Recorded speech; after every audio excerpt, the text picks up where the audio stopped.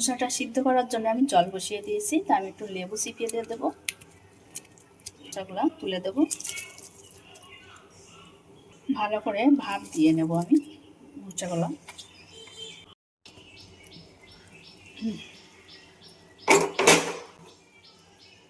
কলার মোচাটা খুব সুন্দরভাবে আমার সিদ্ধ করা অথবা ভাপ দেওয়া হয়ে গেছে। আমি এবার নামিয়ে ধুয়ে পরিষ্কার করে নেব। আমি খুব সুন্দর করে দেখো ঠান্ডা জল দিয়ে ধুয়ে নিয়েছি। এর মধ্যে সামান্য লবণ দেব, দিয়ে হাতের সাহায্যে একটু ভালো করে আমি চটকিয়ে নেব। খুব সুন্দর করে আমার এটা লবণ দিয়ে চটকি চটকি মাখানো হয়ে গেছে।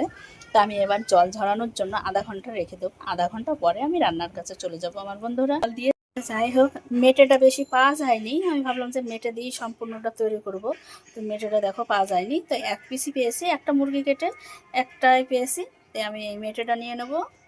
আর এই যে কেউ গিলে কেউ বলে টমাট, তো এটা নেব। আর আমি এক টুকরো মতন এখান থেকে চিকেন অথবা এগুলো একটু আমি গরম জলে ভালো করে ধুয়ে পরিষ্কার করে নেব, দিয়ে কেটে নেব। গরম জল দিয়ে ধুয়ে নিয়েছি মেটেগুলোকে, সুন্দর করে দেখো শক্ত হয়ে গেছে। আমি এবার মেটেগুলোকে কেটে নেব মেটে দিয়ে। আর এই যে মাংস টুকরো দিয়ে কেটে নেব, সুন্দর করে ছোট ছোট করে কেটে নেব। তো আমি কাটাটা দেখাচ্ছি না, মেটেগুলো খুব সুন্দর করে কেটে নিয়েছি। মেটে দিয়েছি মাংস দিয়ে কেটে নিয়েছি খুব সুন্দর করে। চলো এবার রান্নার কাছে চলে যাই বন্ধুরা। কড়াইয়ের মধ্যে তেল দিয়ে দিচ্ছি, কড়াইটা গরম হয়ে গেছে। কিছুটা দিয়ে দিচ্ছি জিরা ফোড়ন, কেটে রাখা আলুগুলো ভেজে নেব। দিয়ে দিচ্ছি 2 টুকরো দারচিনি, 2 টুকরো তেজপাতা। এবার দিয়ে দেবো আদা, জিরা, রসুন, পেঁয়াজ একসঙ্গে পেস্ট করে নিয়েছিলাম, দিয়ে দিচ্ছি। এবার দিয়ে দেবো লবণ, হলুদের গুঁড়া আর লঙ্কা পাউডার। এবার দিয়ে দেবো সে চিকেন দিয়ে আর মেটে দিয়ে একসঙ্গে টুকরো করে নিয়েছিলাম, সেগুলো দিয়ে দিচ্ছি। ভালো করে আলু মশলার সঙ্গে কষিয়ে নেব। ওর সঙ্গে আমি ভালো করে কষিয়ে নিয়েছি। এবার তুলে দেবো আমি কলা মোচাগুলো।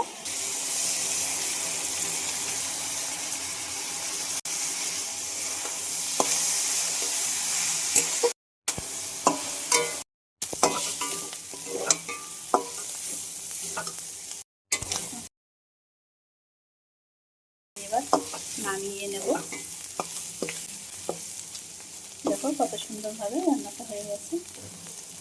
খেতেও এটা খুব সুন্দর, দারুণ টেস্টি। এভাবেই আমি রান্না করে নিয়েছি বন্ধুরা কলার মোচাটাকে। দেখো কত সুন্দর লাগছে, আর দেখতেও কত সুন্দর লোভনীয় কালারটা হয়েছে।